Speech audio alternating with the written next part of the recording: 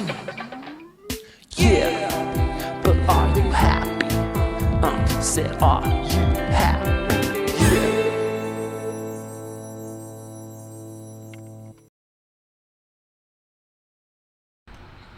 Hi-yo! Greetings and welcome to Yeah, But Are You Happy?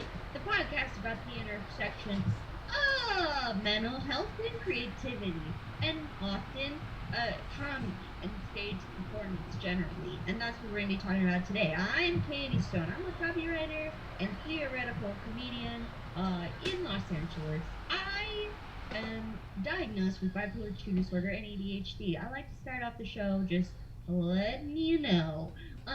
Lane, who are you? I'm Lane Ingram, and I am a licensed professional counselor, or more generically, I just refer to myself as a therapist in private practice in Austin, Texas, which is where I am right now. And I am not only a mental health professional, I'm also a comedy performer, improv and sketch comedy, and I have anxiety and probably ADD, as we discussed in our previous episode. But yes, no, thank you so much for joining us. If you're listening to this or watching us on the Twitch channel, Katie, should we tease the topic? And then, yes. Well, quickly, I want to say thank you to anyone who's here on our Twitch channel. Our amazing tech president just cleared up some tech issues we were having. This beautiful channel was just used for the Austin Sketchfest, which just meant everything was reset for us. Teasing the topic. Teasing the topic. Like, what would you say if you would the topic? I would say teasing the old topic, as I am wont to do. I would say that we are going to talk tonight about the pressures, whether real or imagined, the pressures of returning to the stage, the pressures and anxieties around, now that the world is starting to reopen, the pressures of going back out there and performing comedy again. So we'll be talking about that, but first we like to do our check-ins and everything. And yeah, Katie brought up a great point. Thank you so much for joining us in the Twitch channel. We do this every Wednesday night, 8 p.m. Central Time, on the ColdTowne TV Twitch stream. And thank you, Preston, our technical director, who joins us as always. And then also, if you're not listening to this or watching this on Twitch, you got it perhaps on a Friday, which is our release date. For when the audio of these episodes drop. But Katie, how's your check-in? How's your mental health? It's good. It's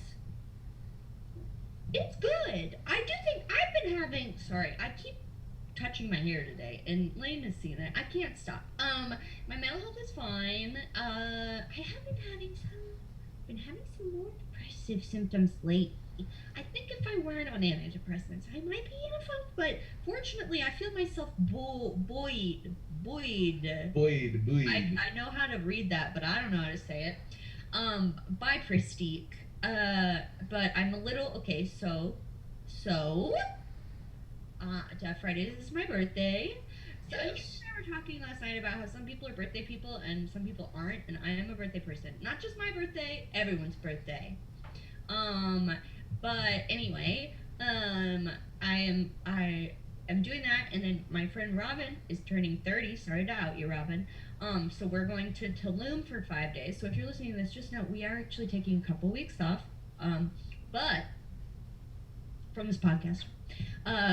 Anyway, I'm debating how much to drink, because when I drink, that's when the depressive symptoms really come to play. Either like 4 hours after the alcohol stops, if I stay up that long, or the next day. I get a little bit sad. I'm sure a lot of people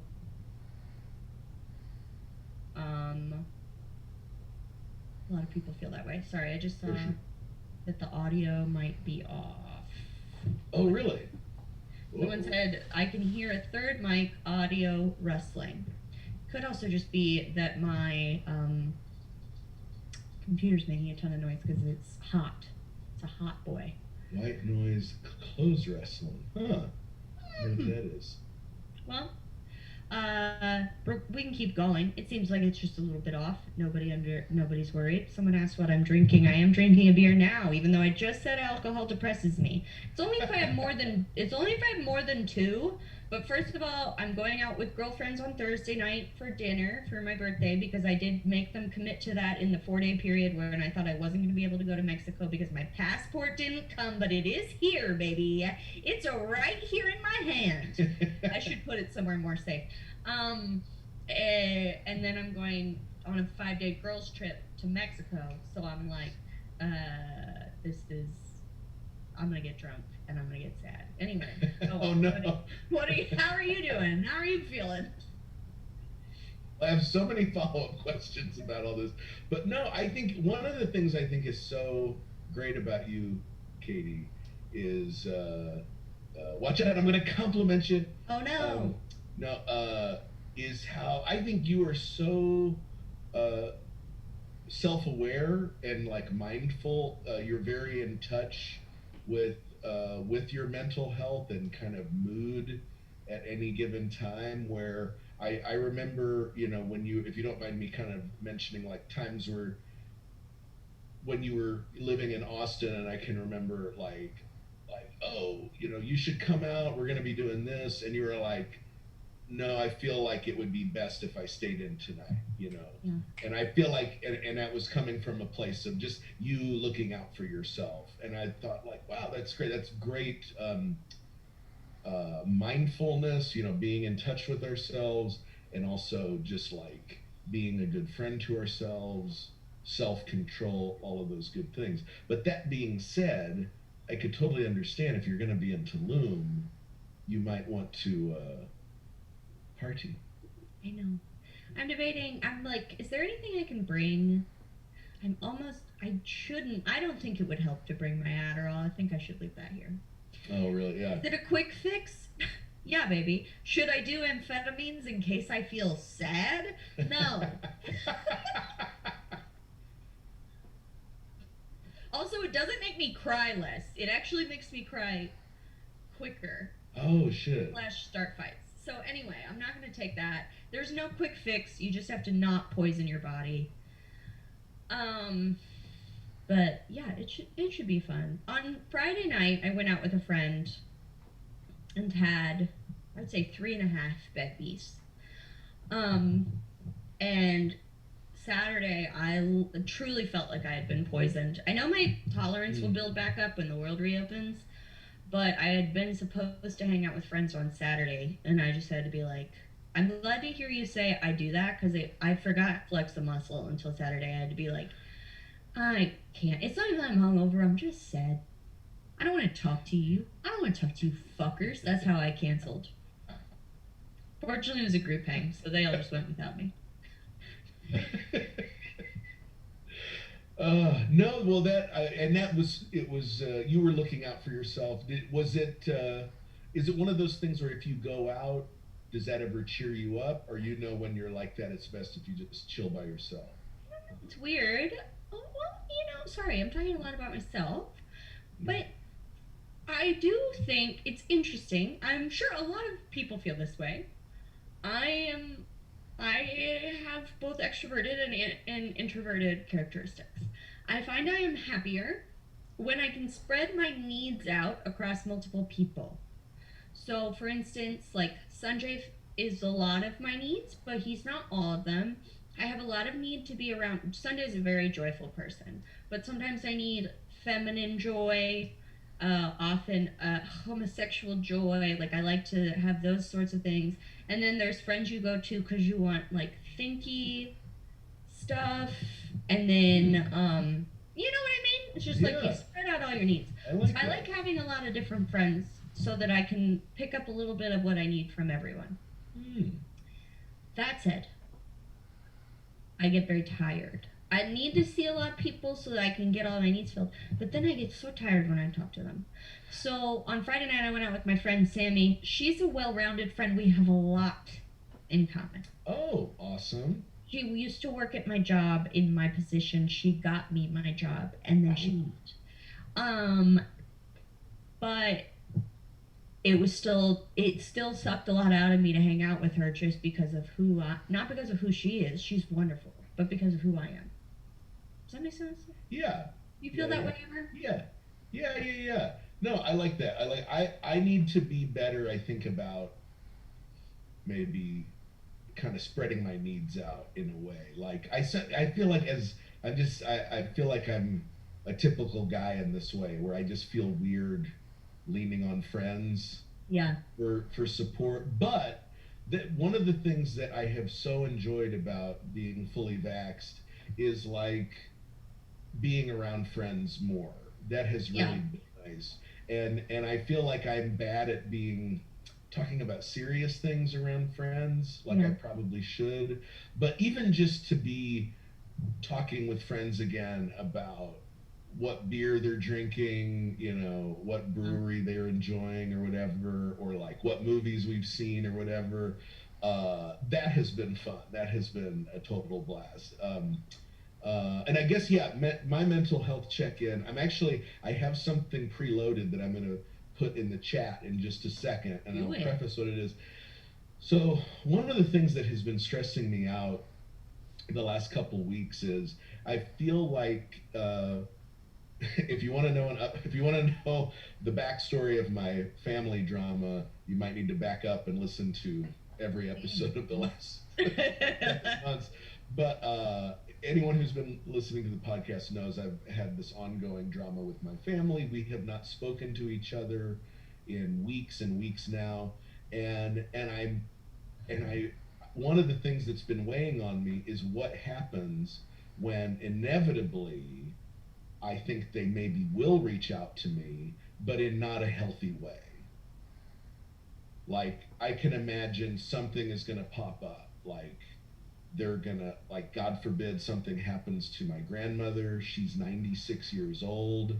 It's very possible she has an upcoming surgery. It's very, if there are any complications, what have you, if things get really bad, it's very possible I might get text messages from my mother, my sister, and I will need to be able to respond to these messages in a way that where I maintain some sense of healthy boundaries.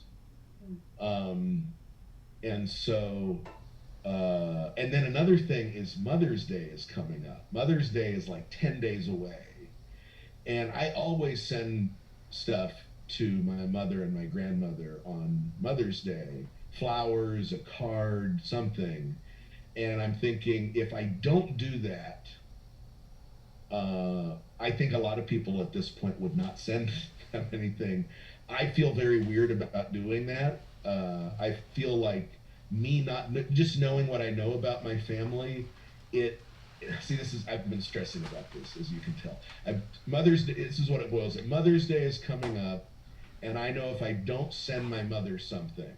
See, my grandmother lives with my mother, so if I send my grandmother has done nothing to me, so I'm obviously going to send her. So if I send my grandmother a big flower arrangement, Happy Mother's Day, my mom is going to see that, and that is going to fuel just an infinite amount of more vitriol of how I'm a horrible person. So my thinking is, well, I guess I will send her a card or something also, but I keep thinking what would make me feel safer kind of navigating these sticky situations is if I had some sort of a phrase, a sentence where I could communicate basically like, I love you, and whenever you are ready to have a healthy relationship with me, I am here, let me know. In other words, letting them know I'm not the one who's saying we can't have a relationship. You are. I've ended as you are screaming at me and hanging up on me, the words that I'm saying, if they ever really paid attention, I'm saying things like, I love you, I forgive you, will you forgive me, and then they scream and hang up. And so I finally just type something out. I was tired of kind of spinning all of these stresses in my head, and I just wanted to type something out. So I'm just going to put it in the Twitch chat, if that's okay. Do it. Okay. Let's see here. Read it out loud? What's that? Is it private? Is it? No. I'll totally read it out loud. I just figured I would. Okay. So it's, I love you. I respect you. I forgive you. When you feel you can love me again, respect me, and forgive me, please let me know, and perhaps we can resume a relationship. That's nice. Anyway, was just going to see what people think of that. I've never had to write something like this, but I wanted something kind of kind, something where they could never say like, oh, Lane sends us these hateful letters, and Lane, I didn't want there to be any confusion, and also to just keep putting it back on them, like, and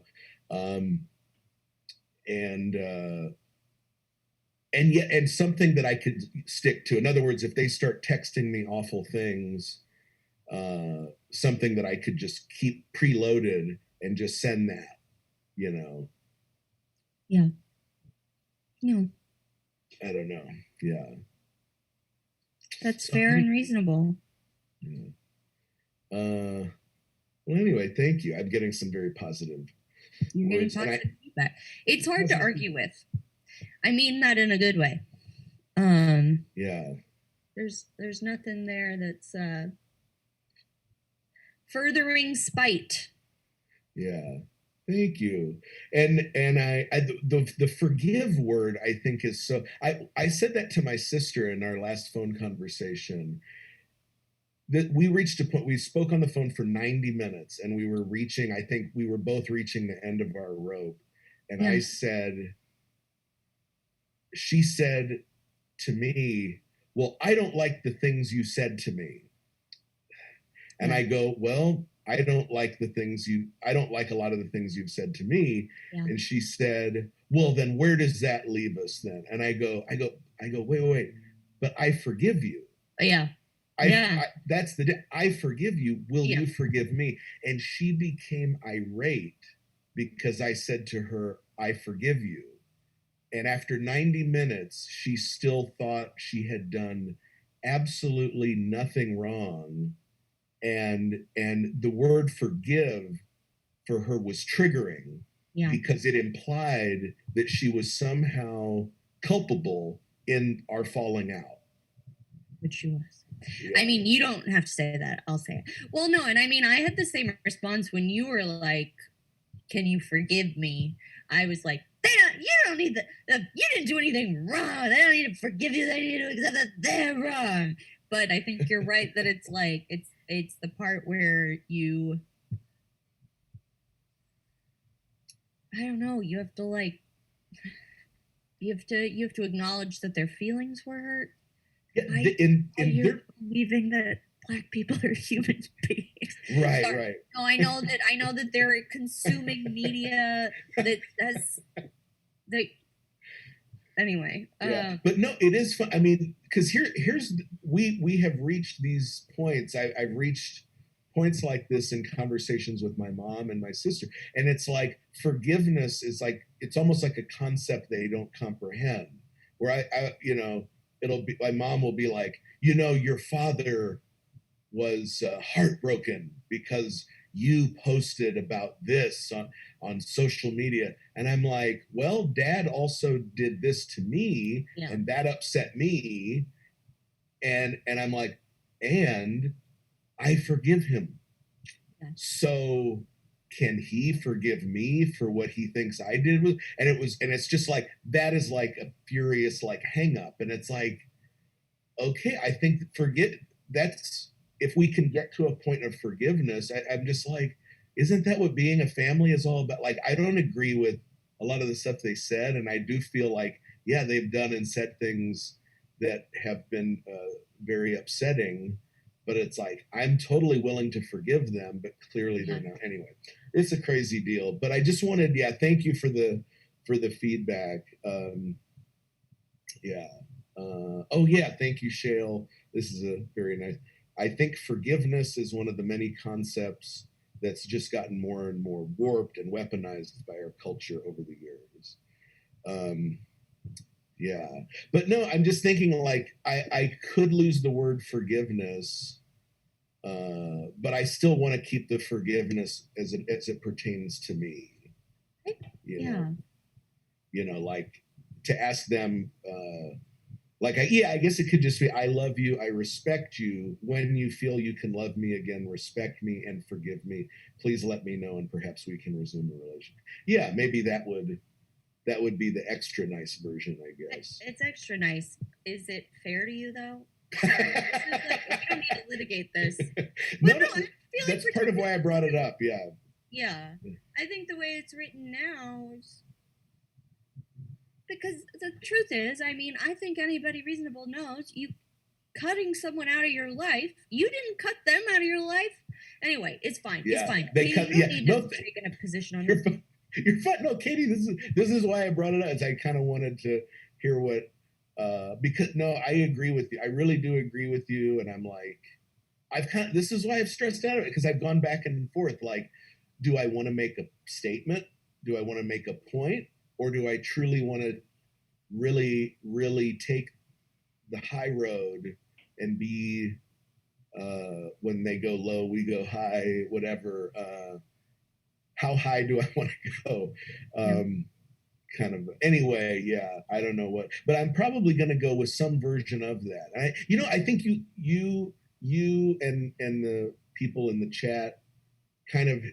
I think what we're hitting on. I think that is probably the phrase, the part of it that I'm worried about is just that they are so sensitive, and I think they so firmly believe that they did nothing wrong by just attacking me. I guess yeah. If for people who have forgotten, they essentially I made a couple of posts like Black Lives Matter and a post where I compared Trump to Jimmy Carter. It's funny that post infuriated them so much. How dare I compare Trump to the ineffectual presidency of the one-term president Jimmy Carter, who was a Democrat? Yeah, yeah. And so they got so furious over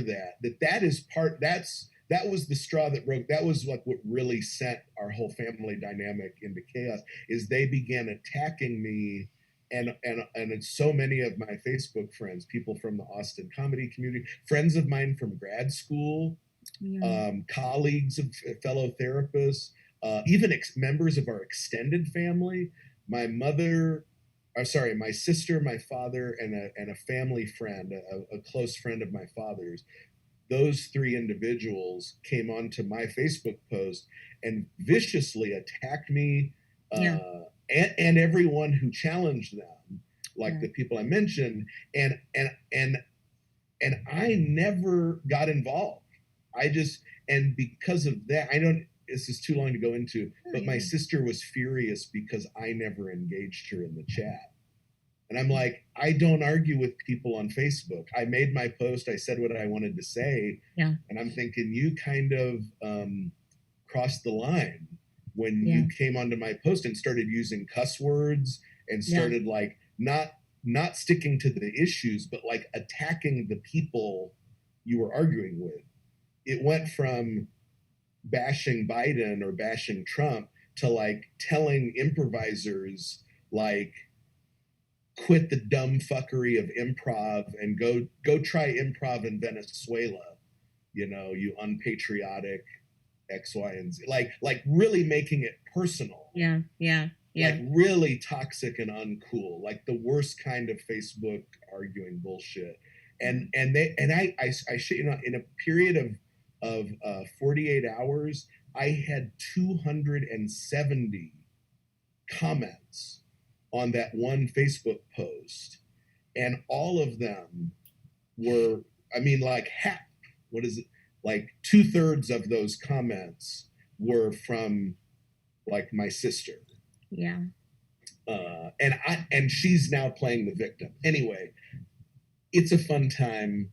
That's my mental health check-in. That phrase, I think, that I put in the chat and that I read a moment ago, I think is going to be helpful. And I really appreciate you kind of letting me put that out there, Katie, and letting me know that it's okay that it's okay that I have feelings. I'm finding this out. It's okay that you have feelings. I don't know, I hope we're all here for you.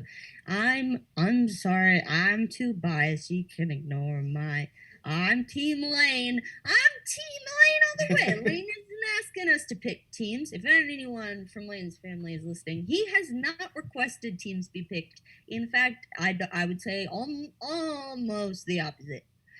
But I've done it. I love it, and I'm excited. Oh yeah, one quick little reminder again. It's your birthday on Friday, April 30th, right? April 30th, and then we are going to take a little hiatus for a couple weeks. We think we're going to be off at least the next 2 Wednesdays. But the exciting news is that I'm going to see you the next time you hear from Yeah, But Are You Happy? We will perhaps be in person. You and I will be in the same place. We are going to see each other in approximately 2.5 weeks. Yes. 2.5 to 3 weeks. I'm coming. Come to slide in the DMs on May 15th at the Fallout Theater, for I will be there. And then the next day, I'm going to a wedding in Houston, and then I'm gonna bop on back to Austin, Texas for a bit. Nobody cares. Awesome. No, I care about that. That is okay. No, that is so exciting. So I didn't know that you're going to be doing a show on Saturday the 15th, and then you're going to a Sunday wedding. Those are always interesting, Sunday weddings. Okay, so a Sunday wedding, and then I will see you. Well, I'll try and go to that show on the 15th. That sounds great. We'll figure it out. And then we'll perhaps we're thinking about doing a live show back here on the Twitch channel on the 19th, but you and I would be in the same place for the first time in like a year. In our flesh. In our fleshes. But no, happy early birthday. I'm a birthday person. This is a good set. Here's the segue. The segue is, you mentioned you're doing a show on May 15th. Let's talk about anxieties about performing. Yes. Oh boy, it's going to be my first improv show since March of last year, and I don't know how to prepare for it because I love improv. And you know what the thing is, Lane? When you're doing it, you don't like to think of yourself as great at it, but I was pretty top tier for Austin. I was doing a good work. And then I'm coming back and I'm like, I could be bad. I could be real bad because I haven't done it. I don't remember what the rules are. We say yes. We play the game. Oh, yeah.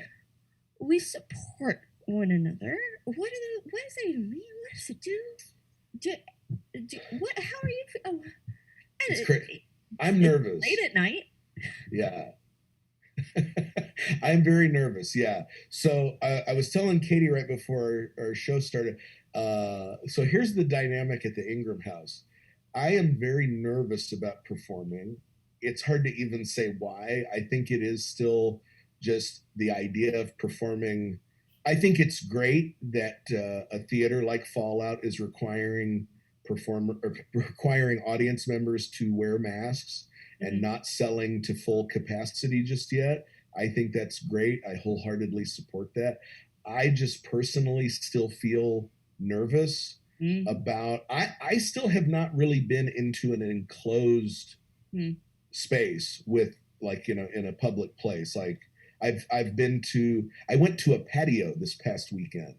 That was huge for me. The thought of going into a closed space with other human beings and strangers still freaks me out a little bit. And also the muffled laughter you get when someone is wearing it's just not the same. Crowd is a 1/3 crowd, how it used to be. Yeah, exactly. So I'm just nervous about those things, and I just have kind of been like, I'm enjoying just seeing my friends so much. I kind of my priority still is just like seeing people and being social again, not necessarily even like I'm you know what I'm excited about is I just had this thought of I could talk to a few people and see if they would feel comfortable going to the Grand. Yeah, there's a patio there. There's a patio. Yeah, the patio's great. I love their stools. Their bar stools are my favorite bar stools in the world. I actually want to go back to the Grand just to like take a photo of the bar. I want a bar stool like that in my own home. At the bar or at the bar? Yeah, that's where Sanjay and I kissed for the first time. On those chairs. On those bar stools. Hell yeah. That is exciting. I didn't know that. Cute? That is cute. Go take a pic and recreate it so that we can visit it later and show our kids. Yes. Yeah, going to the Grand. That's like pre-performance, because also the social anxiety is not an element for me. Yeah. I don't know how you feel. It's not an element. Right. Yeah. Yeah. I know that's not necessarily the focus of today, but like seeing and trusting the people who you're going to be performing with, even, I mean, we're talking about improv and sketch, but even with stand-up, it's like feeling judged is so much of it. Like, how do you prepare by seeing friends so you don't feel judged? Yeah.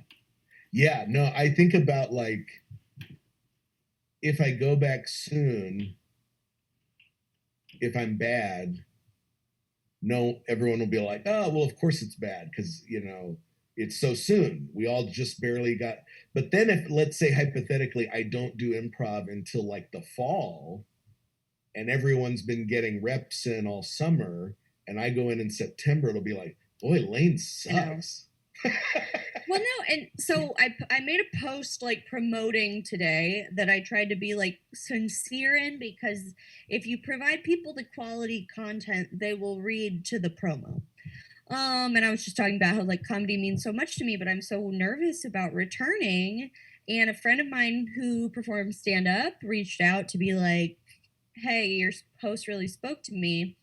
And he does stand up. He was talking about people who have been performing the whole time and how they've like continued getting better. They've continued to like make money at the detriment to people who weren't. I don't know, it's like every second you wait, you allow these things to accrue, even though morally and ethically, I get it. I mean, I'm coming to perform at Fallout, but here we can't do that, and nobody would do that. It's like Texas forced everyone to reopen by changing the laws, and I want to support my friends who are business owners who were legally forced to reopen, but it's not what is recommended. Right. Right.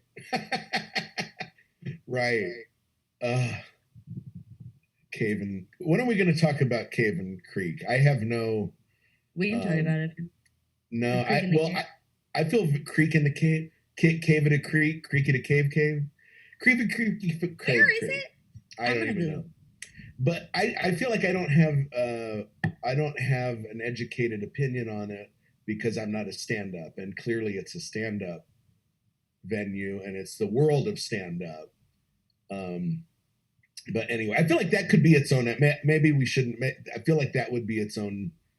That's what we should. Would that be a good episode we could have on? Because you're a stand-up, and even though you're in LA, you were an Austin stand-up for some time, and we could maybe bring on another Austin stand-up and talk about get them to shit on one of the clubs in town. That's not. Well, the KVU piece, I guess. The KVU piece that came out a few weeks ago. Maybe that's old news at this point. No, it's fair. Oh, we talked about it when Virgil was here. No, okay. Oh, you were out. We talked about it. Maybe Devin was there the next week because Virgil came on, and then they sent me the article the next morning. Like, did you see the KVU thing? But yeah, there for those who are just dropping in, one of the Austin news outlets produced just the most irresponsible bullshit take on us in comedy. But I'm sure Angelina or someone would be happy to join us. Also support a good friend of the show who's appeared on our live episodes, Angelina Martin, hosts an outdoor stand-up showcase that just reopened. Oh yeah. The Buzz Mill on Riverside. And I do Yeah, which is, I've never been to that, but yeah, that's just down the road because Chloe and I live in the Montopolis neighborhood now. The So Creek in the Cave, it looks like it's right by where Mugshots is closed forever now, right? Yeah. I hope it's not in Mugshots because that would kind of fuck me up. Oh, But it's really? right there. It's right there by no, because the Arc is further down, but it's right in that neighborhood. Oh, for some reason I was picturing it like just east of 35. I thought it was where the North Door used to be. Anyway, this is really boring to anyone who doesn't live in Austin. Yeah. But I'm sure everybody's going through this in their own cities of like, what happened? What's different? I haven't left my house. What's different in my city now? Well, I tell you what, there was a point I totally set up and never cashed in on. So let me just steer it back to the dynamic at the Ingram house is that, and I described how I'm a scared boy, but what I was trying to get to is that Chloe is super excited about performing.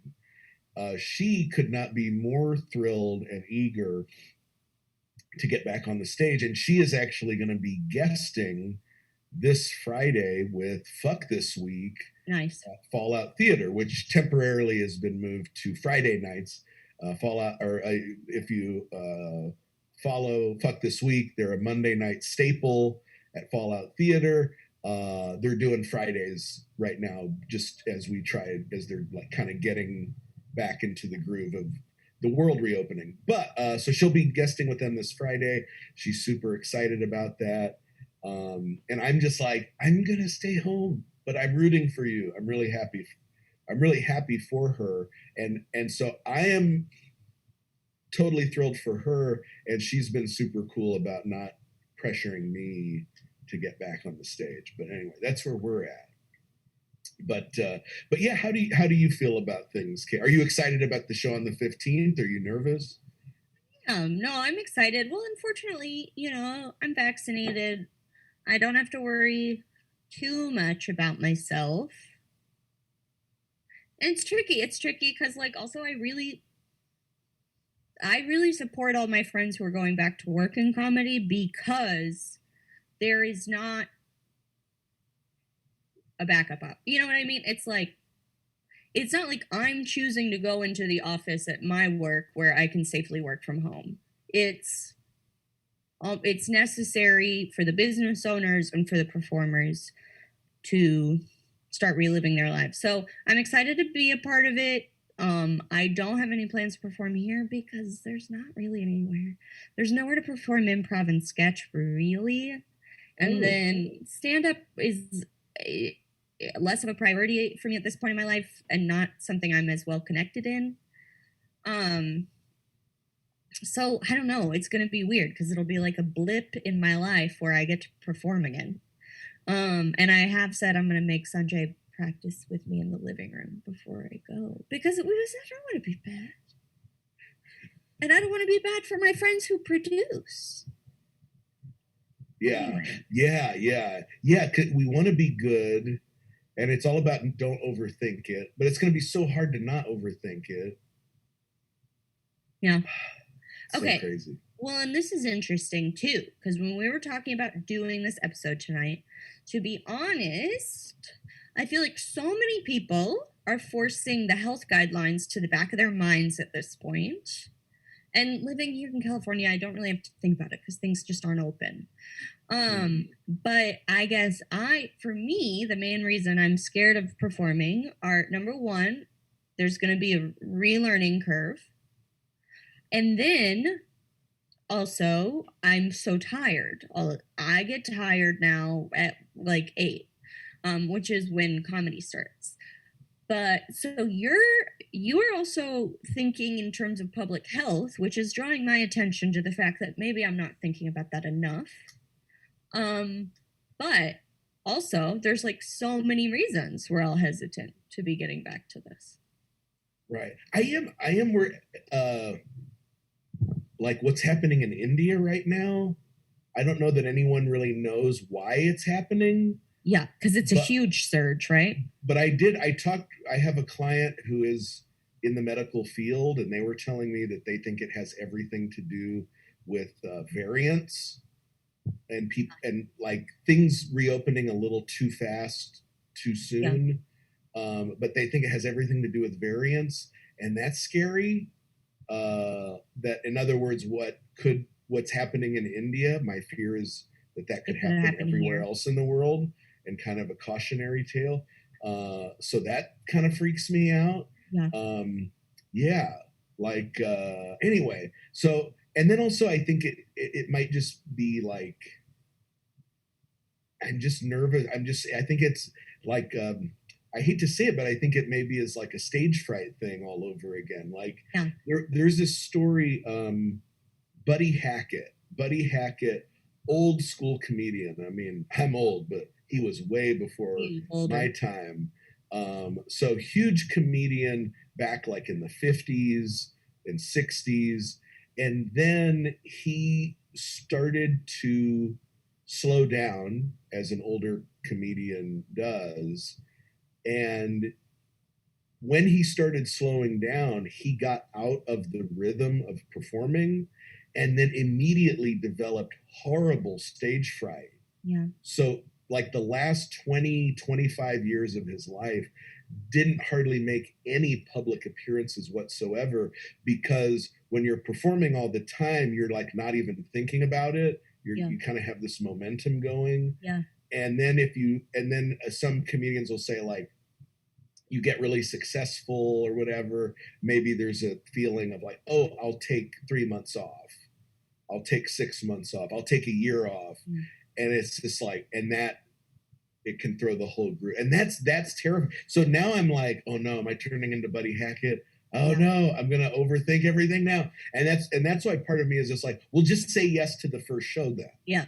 Do the first, get it out of your system. And so I don't know. I don't know. I agree. And I wonder how much of it is transferable, because it's like, if you had made your money in comedy and then you retreat, you might literally not be performing. For me, I have to perform in client pitches all the time. I am the entertainment at every work Zoom. We do this, and none of these things are live comedy at all.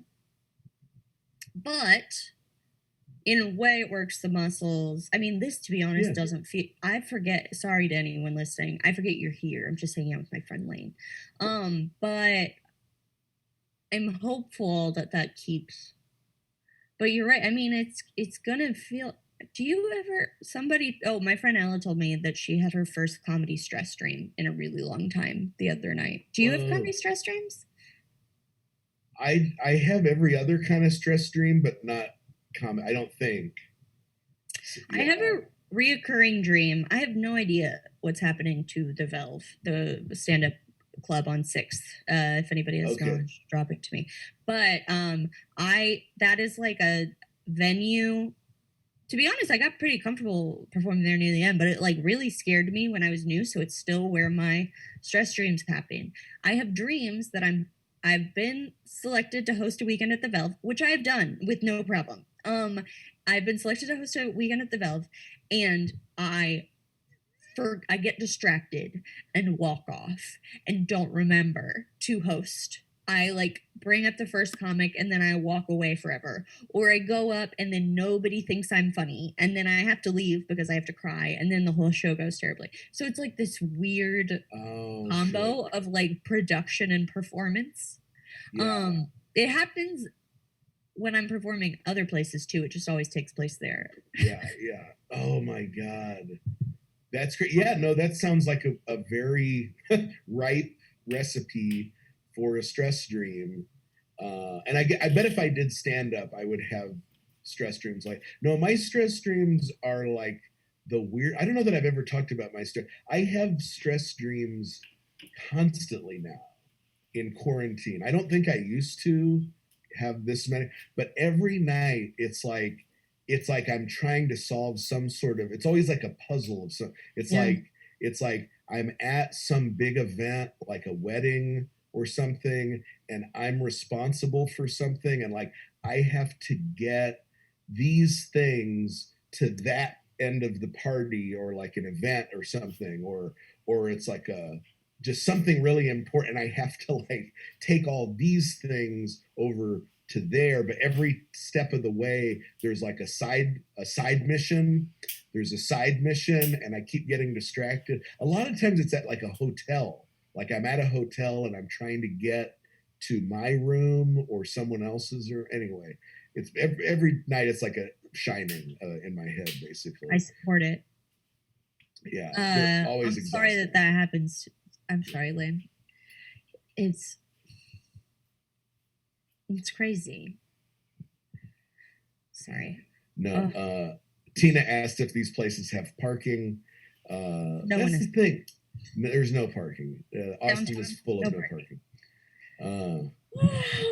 Jesus. Yeah, Jesus. anywhere far enough from downtown that they didn't have parking, closed down. This is gonna. So This is gonna make me sound like the lamest human being. Okay, I'm just gonna say this is the dilemma I'm currently facing. So 2 days ago, I'm scrolling on the old Alamo Drafthouse app, Yeah. just kind of curious, like what's going on at the Draft House these days. Would you see a movie in theaters? I I'm would. interrupting. I should let you get to the end. No, that's a great question. So last week, if you remember, we talked last Wednesday right after 420, and I had seen Dazed and Confused the day before. Yes. So that was my first time at a Draft House with Gen Pop Draft House, and it was very well set up, very nicely laid out, great safety protocols. I really felt surprisingly comfortable there.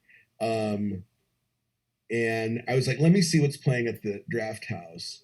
And they're doing a brunch showing at the end of May. So I'm like, it's a month out. Hopefully the world will even be more vaccinated by then. So I'm already, that's great. I'll go. And it's the last weekend in May, a brunch showing of Singing in the Rain. One of my favorite movies, one of the best movies of all time. And I'm thinking, oh, this would be a fun thing for Chloe and I. I haven't seen it in the theater since I saw it once in the theater like 20 years ago. When it was when you were little and it came out. Exactly. Bazingo! For my 16th birthday in 1954, my parents took me to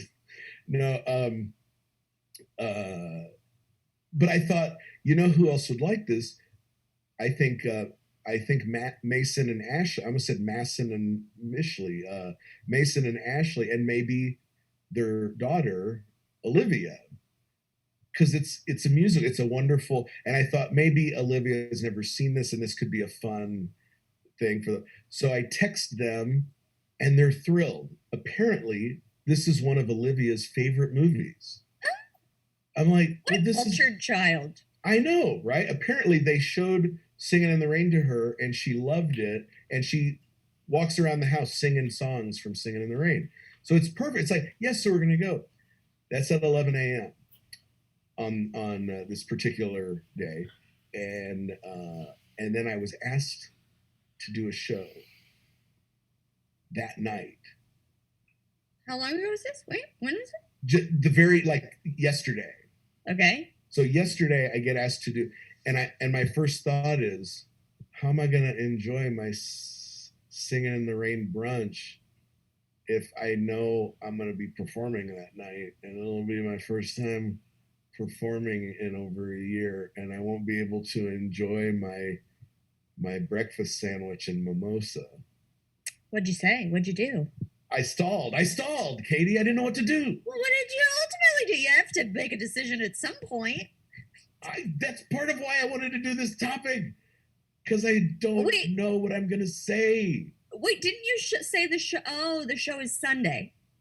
This is the last weekend in May. The show is a month away. So it's the same night, it's the same day as the brunch. The brunch is the last weekend in May. It's a month away. I bought tickets for the 11 a.m. showing. I'm now looking forward to that. Coincidentally, the very next day, I get asked to do a show that night. I understand the timeline now.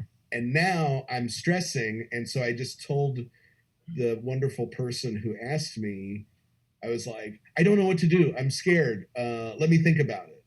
And they were like, okay. So that was about 24 hours ago. So now part of why I wanted to do this topic is to sort it out. And I still don't know. I know what Tina just said, and I agree, is like, you need another practice show beforehand. And it's hard to tell too, because like that's so far away. It's like, what are your feelings going to be in a month?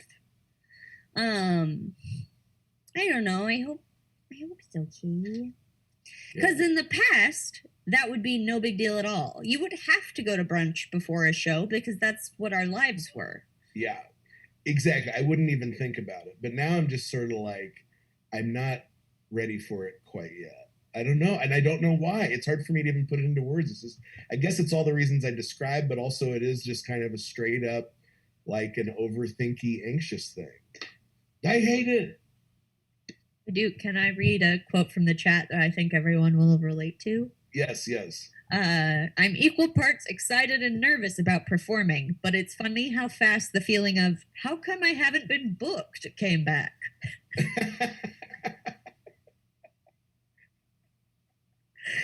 So real. That is refreshing not to have to at all, because guess what, some people, you're like, they're not as good as me, and yet they get booked more.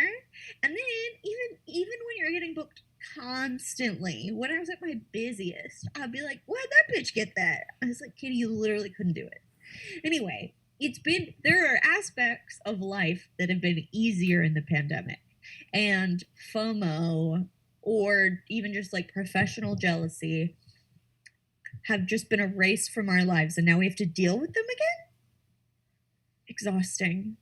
Right. The whole thing is exhausting, as displayed by my headphone placement.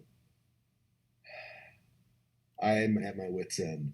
No, well, if it makes you feel any better, Javi, that was the first time I have been asked to be in. That was the first time I've been asked to be in a show. But yeah, I just don't know. I don't know. Chloe's all for it. We were asked to get, it would be a claim set. So there's that. So I don't know. It would be a Klan set. Yeah. That's a very comforting way to return to the stage. I think you're right. I understand the nerves, and especially wanting to protect your plans earlier that day.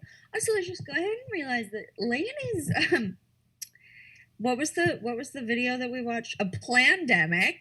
Lane has two different plans on a Sunday a month from now. So our honey is booked and blessed. He's having a good time. He's beloved by both friends and professional acquaintances. That's very true. Thank you. Well, that's a very nice spin on it. I'm beloved by the young, the old. Olivia was the young. I didn't know what else to say. Anyway, I'm in touch with the youth of America. That's what I'm trying to say. The old is the movie, and you also need something borrowed and something blue. Yes. No. My God. Hey, is there anything that you're looking forward to about just being back in Austin? Like a favorite place to eat, or something you want to do, like a hike? I'd say everything. I mean, I'm looking forward to seeing you guys most of all. I'm literally worried about seeing enough people. Like, the amount of nights, I would like to stay as many nights as I have like friends I'd like to see. And I recognize that it's a really disgusting, privileged thing to say. That would be like too long. That would be a long time. But I don't know. I try really hard not to think too hard, because like clearly at this point in a normal life in Los Angeles, when I'm pretty good at socializing, even though it exhausts me, I would have a whole life here. And I try not to think too hard about Austin, because I get I can get really homesick. I mean, I want everything. I just want to know where I'm going. I want to get in a car and drive and not have to look. I will say, last time I was in Austin, because I was there briefly in August, and I saw you. They had built new stuff on 183 leaving the airport, and I was like, "Fuck you! You're trying to make me feel like an outsider already." But it's like I just want to know where I can get a breakfast that I want. I want to know Yes. what coffee shop I can drive to and work from an outside. You know, like just I Yeah. know Austin. I lived there for 10 years. I know everything. And here I don't know anything. And I miss that feeling of knowing stuff. Yes. Yes. Do you, as a city, are you one of those people that hates on LA, or do you like LA? I can't tell you yet. Well, Okay. I think the main thing is I think LA would be really, really great if I would travel even 5 minutes further when I do stuff because there's so much great stuff. But like, just I think pandemic brain really has made me such a homebody. So, like, I live in the San Fernando Valley, which is like we live 5 minutes from Hollywood. I got to Ella's house in Hollywood in 7 minutes the other night, but we live like on the border of the suburbs, and we end up spending a lot of time here just because there's no traffic. Everything's really easy to get to. Well, right now, once the pandemic's over, traffic will be a free for all. But there's so much great. Like, there's like get the best biscuit you've ever had, get the best fried chicken you've ever had, and then it's 25 minutes away, and I'm like, that's about 7 minutes longer than I am willing to drive. And it's just me and Sanjay. It's like, well, babe, we can do, and we do it. We do fun things. Usually on the weekends, we'll do like one thing, but I'm not making the most of the city. Yeah. On Thursday night, I'm going out with friends who live here. And I'm like, I should have them help me pick like a restaurant or something. People do here. Yeah, I like all the movements you're doing here. No, LA is such a. I feel like the thing that I don't get about it took me a long time to pinpoint it. It's that LA, it is such a watered down sort of generic aesthetic in so many of like the places I've ever been to in LA. And I had this thought, if you drive around Austin, like we can, like, we are in kind of in a historically Mexican American neighborhood. Driving around here, I can see like on the sides of buildings like cool artwork, cool like murals that are references to like pop culture and movies.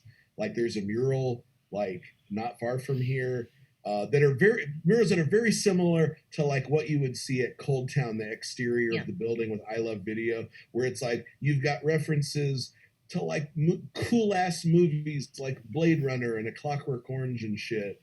And same goes here. Like there's something like a Clockwork Orange reference or something on a mural, and just like, okay, Hollywood made every movie. Everything is at their disposal in terms of pop culture and kind of embracing that and really choosing cool things. And what do you see in LA? It's the most generic, just taupe. Just everything is taupe and white. I will admit, I think you're wrong. Then, I would say there are way, way, way more murals here than there are in Austin. Maybe even per capita. But oh man, the thing about LA is it's like, but I didn't even get to finish my point. It's the same generic bullshit of Charlie Chaplin and Marilyn Monroe. And don't get me wrong, you're talking to nerd boy numero uno. I like Charlie Chaplin. You have not seen enough of LA, quite frankly. You're still interrupting me, and it's the most. And I guarantee you, no one who peddles any of that has any connection to it whatsoever.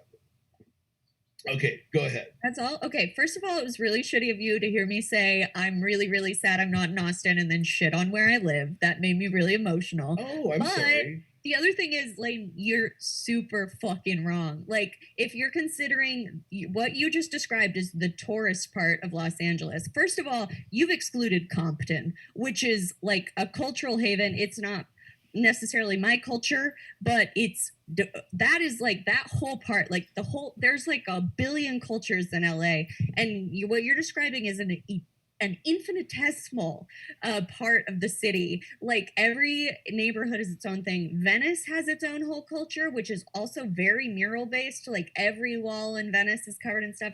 My part of town, even, which I'm sure you haven't been to because it's nowhere, like I can walk to a dispensary and pass 6 murals of Kobe. Like it's not that that's necessarily great, but all of those are like painting over other murals, you know? And so I think that the idea that this city is what is the facade that's put on for tourists is embarrassing for you personally. Wow. Okay. I hope it's clear that I'm lighter hearted than my words are. Sorry. Well, I apologize. No, well, and I think it's like when people say stuff like, well, Austin's full of white people or whatever, like, or like Austin doesn't have X or whatever. And it's like, oh, wow, that was your 5-minute overview of the city from being there for a minute. LA is like, what I do love about being here is there's every culture in the world. 5 minutes from my house, I could have very authentic Armenian food, Thai food, Bangladeshi food, like, you know, like every single thing is here. And I think the idea that that group of people couldn't make something unique visually is sad. That makes sense? Gotcha. It makes sense, yes. And I'm sorry, I didn't mean to shit on where you live. Okay. Yeah. Sorry about that. No, it's fine. And I'm sorry I got worked up. No, it's all right. You definitely have a point, and you're right. I perhaps have seen LA through a very narrow lens over the years, and I perhaps have not visited places like Compton and Watts.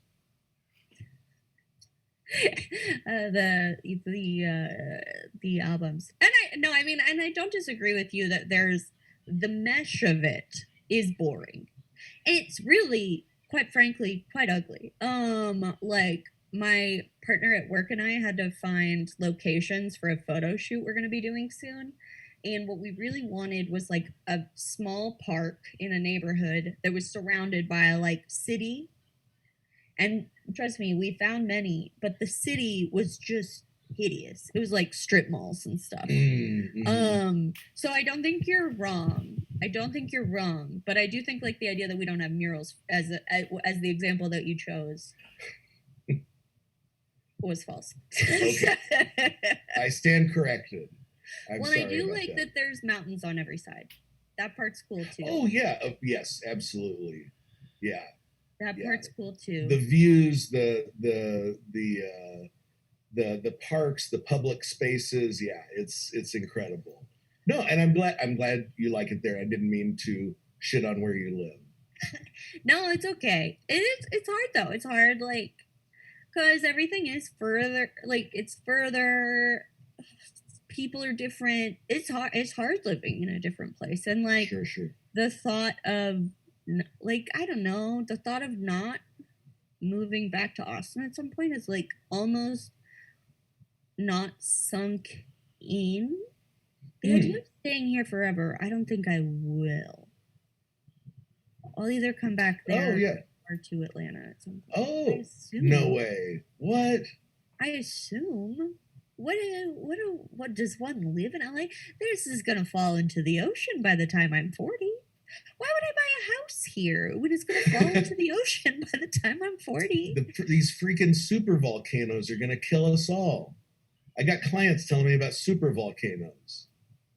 What the fuck is a super volcano? I don't know. I'm scared to Google it, but apparently, if you need something to worry about, that is a thing. That is something. Have you told them about the water wars? I'm worried about water wars. Is it about? I've heard people say that the world's future wars will be fought over drinking water. Yes. Something like that. Yeah. That's all I know. What I said is the only thing I know about that topic. Is that true? it is true that we're gonna start running out of water soon. Oh, And that's shit. why billionaires invest in water, which is so fucked up because they anticipate it becoming a privatized industry where you have to pay for it like we do healthcare here. Wow. Anyway, Holy shit. sorry, team. Lane and I bickered some, and then we got into really depressing territory. I thought mom and dad were fighting for a second. We can pull it back. Performance anxiety. Sounds like we're talking about erectile dysfunction. And you know what? And I usually am talking about erectile dysfunction, but I'm taking a break from that to talk about how I'm scared of a different kind of performance, and that is this. I still don't know what I'm going to do. I may be, shit. I have gone back and forth on it all day, and I want to give this person a straight answer soon. I feel like I should answer before I go to bed tonight, or at the very least, first thing in the morning. Are they listening? I don't Can think they so. hear? I don't think so, but I could be wrong. You have to text me who it is when we're Okay. done. This is what I make Lane do all the time. Okay. So I asked in the chat what other people's feelings are about. That's how we got Hobby's great answer about being upset already that we're not getting booked enough. We have a response from Jen. I'm looking forward to it. I can't wait. I've been back at work for months watching my students perform, so I'm beyond ready. That's great. She's a drama teacher. That makes it perfect. Yes.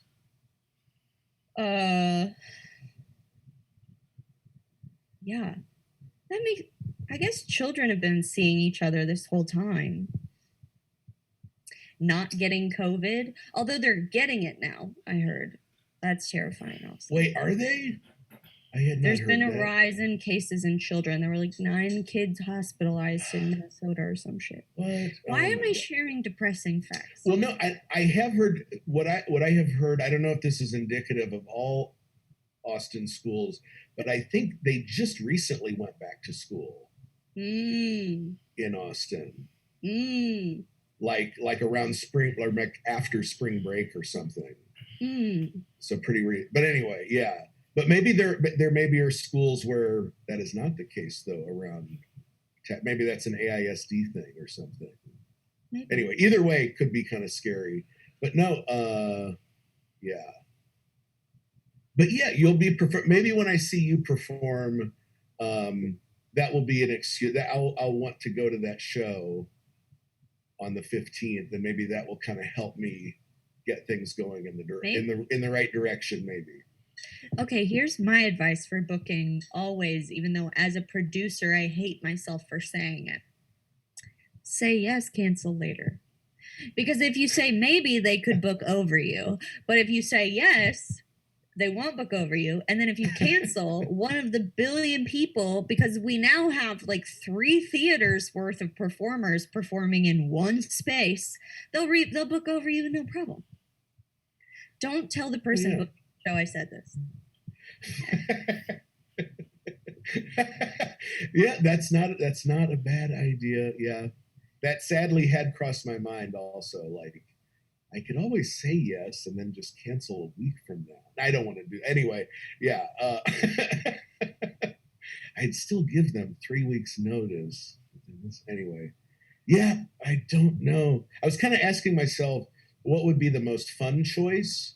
Like I sometimes tell my clients, like, ask yourself, instead of what is the right choice, ask yourself what would be the most fun choice. Yeah. And I keep going back and forth on that because it's like, well, maybe fun is to just be able to look forward to my brunch and nothing else. But then fun could also be the fun of having 2 things in one day, the brunch and getting to do a show that night. So I feel like when I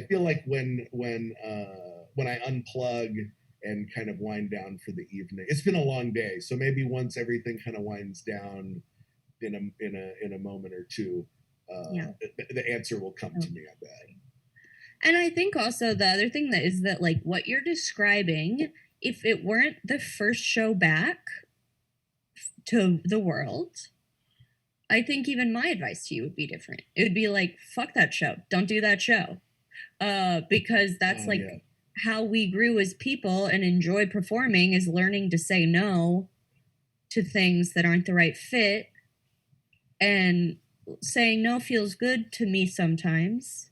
But there's some, Mm-hmm. I guess there's something about like, oh, but like almost like what you're saying. It's like, oh, you have the chance to rip the band-aid off that night. Maybe it's good. You should just ask Fuck This Week if you can come play with Chloe so that she doesn't get any time alone ever. That's a great idea. I'm gonna show up, and I'm Consider gonna her pretend. opportunities your opportunities. Exactly. Yeah. I'm gonna.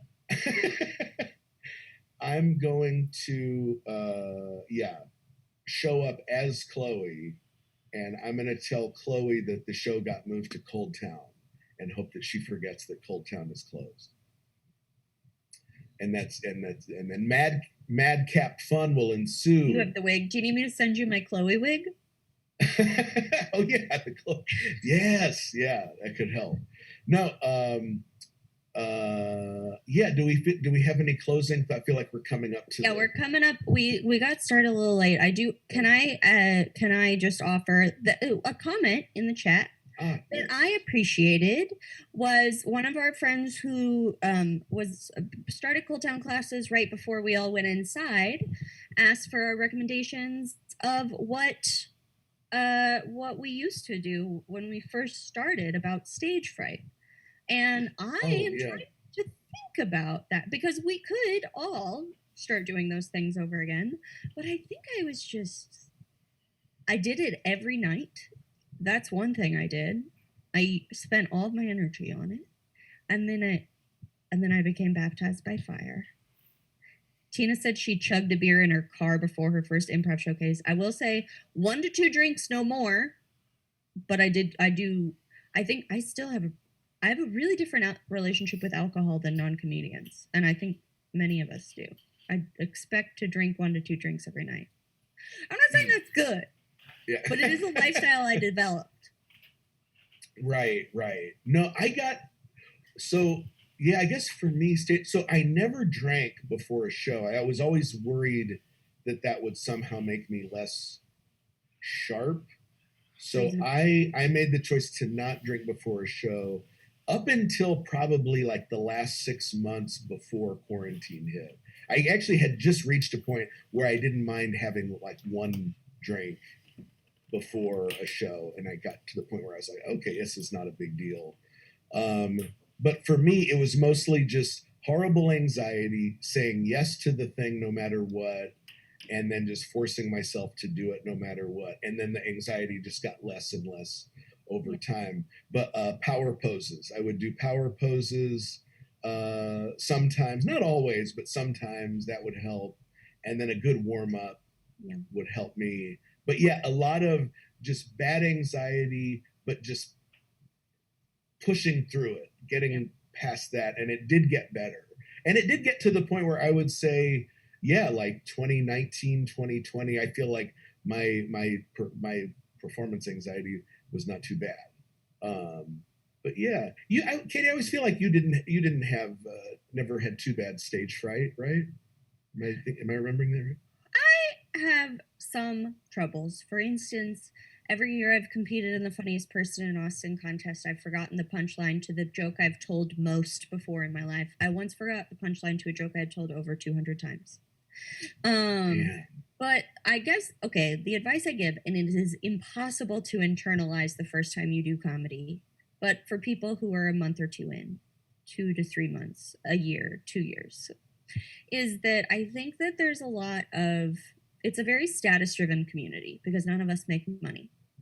And even if you don't buy into that, you subtly do because everybody around you buys into it. And the number one thing I can say is all of the value that you have not on stage is still in you when you are on stage.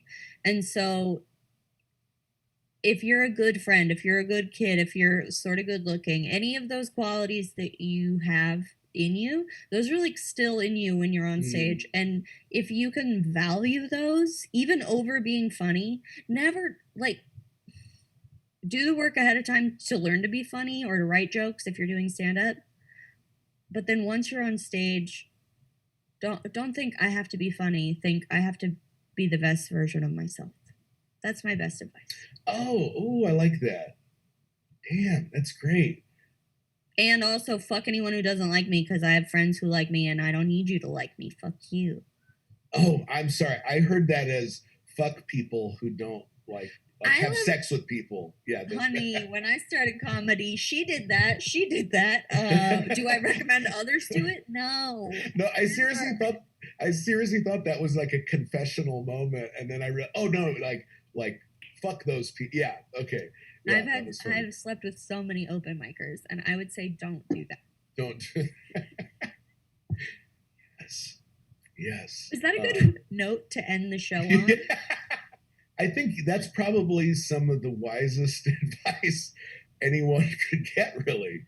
Be yourself. Don't have sex with men who are bad at comedy. Yeah.